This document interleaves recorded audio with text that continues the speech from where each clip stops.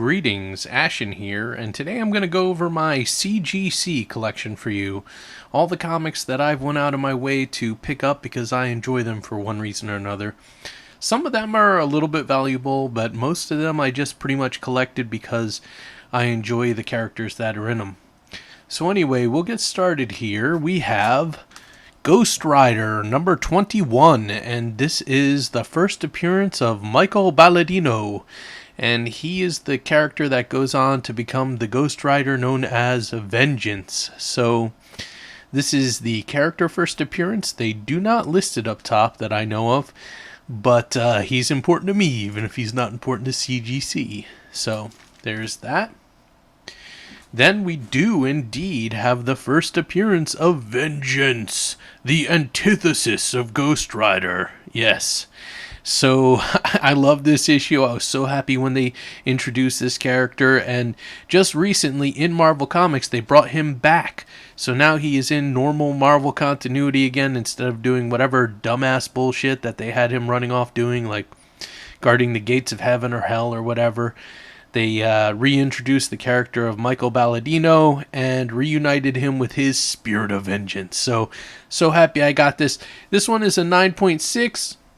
I am looking to get a 9.8 still, but that just wasn't in the cards just yet. So this is sort of a placeholder for me until I get the ultimate grade for my favorite Ghost Rider. Next up, we have The Adventures of Superman. Yes, so this is an important issue. This introduces a lot of the Supermen. I know it introduces Steel, Superboy, and the Annihilator as far as the reign of Superman is considered. Now, Steel is probably my favorite character from the reign of Superman, so I really wanted to get his first appearance. And it is here in this awesome issue. I know this isn't super valuable, and I know it's kind of common, but I really just wanted to have it for the character's sake. Now, speaking of value, this is a valuable issue. And I bought this after the time the price had already shot up. I paid $525 for this issue, and that's a 9.6. So yeah, the 9.8s are ridiculous. I think they're like over $1,000 or something, but this is the first appearance of X-23. Yes, and I love X-23, and I kind of find it a shame that they took this origin story for her and sort of kind of tried to write it off. Yeah, I'm very lucky to have this issue.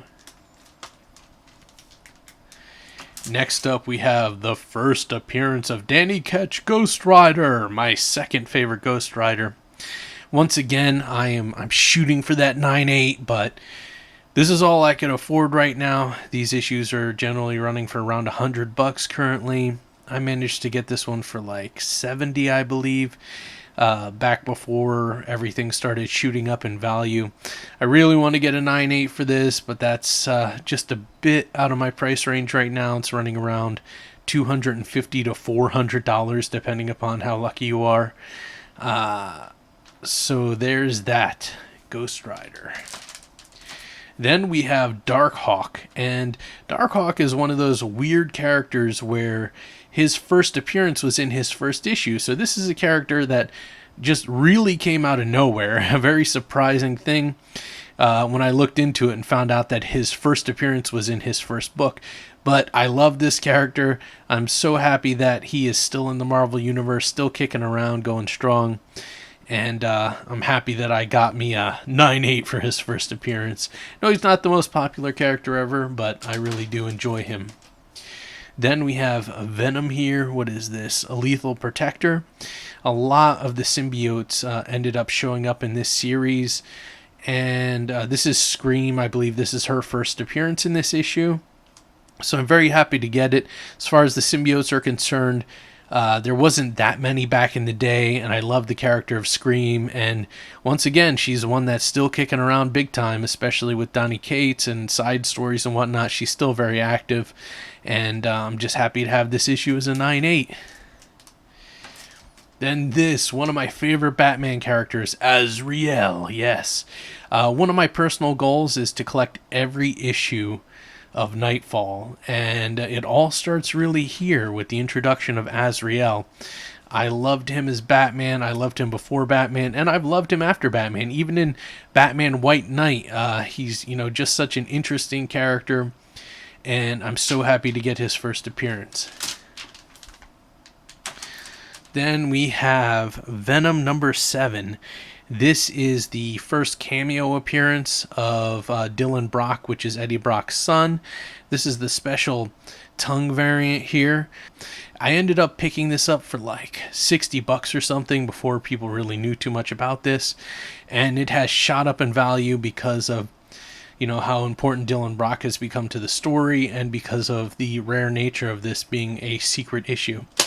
So, I'm just really happy to have this in 9.8, and I was really happy to pick it up at a reasonable price. Next up, we have Venomverse Number One. Only reason I really picked this up is because I love the cover. You got X-23 here meshing with the Venom symbiote, and it just looks awesome. Venomverse also is probably a key issue of some kind. I forget what it's all about, though. I didn't particularly love that series. I do like how a lot of the characters got venomized during it and whatnot, but it wasn't the most memorable ever. But this is an awesome cover, and I just really wanted to get it sort of framed like a piece of artwork. Then we have another one of my favorite characters, Death's Head 2. Now, this character, it was sort of shocking for me when he came along. He's originally known as Minion. This is his first appearance in this book, and he kills the original Death's Head and absorbs his personality. But the thing is, everything goes wrong after that point, and his personality changes, and he becomes his own character, Death's Head 2. Through shenanigans, Death's Head does return back to life later, which is good. At the time, this was shocking, but now that I see the overarching story, I really have grown in appreciation for this character, and he is such a badass. He's even quite OP, so if he came into the modern Marvel Universe, he'd be somebody you would not want to mess with. But yeah, very interesting character there. Next, we have Venom number 9. This one is signed by Donny Cates and Ryan Stegman. 9.6 is the best I could do on this. I really wanted to get this double signature because this is the first full appearance of Dylan Brock. So it's a really cool issue to have, especially double signed. I'm not particularly fond of Donny Cates, but I got this before any of that nonsense where he started blocking people and acting like an asshole on Twitter. But yeah, I'm still happy to have this issue, and that'll be in the vault for later. Next up, we have another 9.6. This is Venom versus Carnage number 2. And this is the first appearance of Toxin, the new symbiote Toxin that is sort of the son of Carnage. And back when that character came out, I was super fond of him. And I think he might be dead or something like that now. I don't know. Characters never seem to really be dead. But I did love Toxin, and I'm just happy to have his first appearance. And double signed, of course, you can't beat that. 9.6 seems to be about as good as I could do as far as those kind of signatures are concerned. Oh, this is actually not CGC. So I'll talk about this one later when I show all my CBCS books. Anyway, here we have the final CGC book, and that is Youngblood number 2. I got it as a 9.8, and the reason I wanted this book is not because of Prophet. Everyone's going crazy for this character right here, Prophet. I'm not sure why. There's something about a movie or something, I have no idea, but for me, it is all about Shadowhawk. Yes. I love Shadowhawk. He's such a cool character, or characters, I really love the original and his story arc and how different it was and kind of shocking.